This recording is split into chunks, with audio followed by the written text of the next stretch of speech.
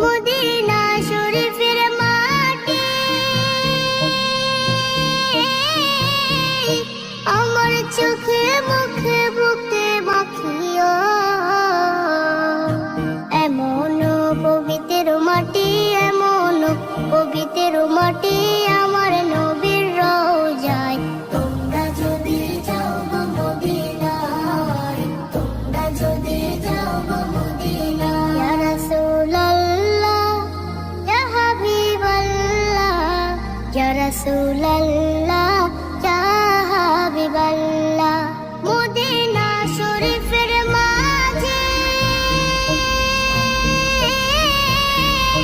বেহেশতের বাগান আছে ও।